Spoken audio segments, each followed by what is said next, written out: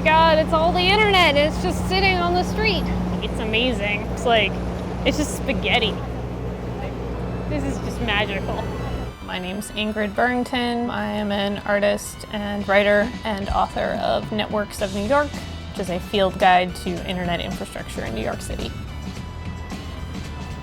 The internet can look like a lot of things in a given city block.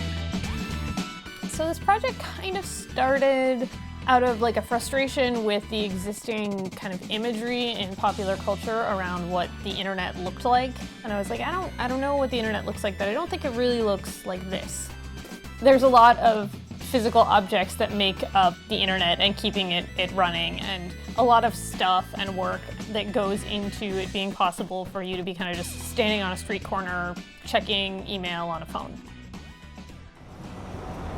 Yeah! It's where the magic happens. Behold, the internet. It's very exciting. Whenever there needs to be like street excavation or construction work, like basically people need to come out and mark out where different buried utilities are and what kinds of utilities are buried where, basically so that nothing gets damaged, right? You want to kind of know there's like a gas main here so that you don't dig it up or something. And all of those markings are color-coded. Orange refers to telecommunications, which can encompass like a lot of things. So it's like fiber for internet, cable TV. It's like, telephone if there's landline-based phone systems. ECS, it's a little hard to read. ECS stands for Empire City Subway. Empire City Subway is a company that was chartered in 1891 to maintain all of the ducts for communications cables in New York City.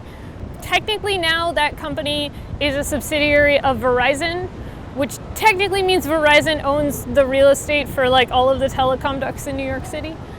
This is 60 Hudson. Originally it was the headquarters of the Western Union Telegraph Company. In the 1990s it got turned into a carrier hotel. A carrier hotel is basically a place where different parts of the internet talk to each other. You pretty much can't swing a dead cat around 60 Hudson without hitting the internet.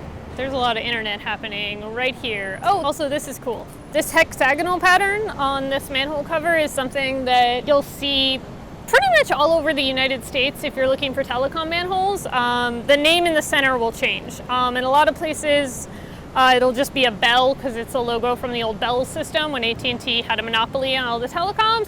This one's just kind of cool because it says WU Telco, like Western Union Telegraph Company, which means that this manhole has been here at least since like the early 1930s. This is 32 Avenue of the Americas, formerly the AT&T Long Lines building. It's adjacent to 60 Hudson, and that's not by coincidence. There are actually ducts that directly connect the two buildings. And that building is also a carrier hotel. You can barely make them out, but there's little clusters of little microwave antennae all around those two big spires. There's a handful of different companies in New York City, WISPs, wireless ISPs, that do point-to-point microwave transmissions for internet connectivity. So basically there'll be like a relay setup of lots and lots of little microwave antennae on rooftops throughout Manhattan from one building to the next that then land at 32 AV and then go directly to a fiber route. I guess as the internet becomes more and more a part of everyday life and becomes more and more important to the ways that people kind of live their lives, understanding that this is like a bunch of stuff made and maintained by humans, I think is an important thing to keep in mind.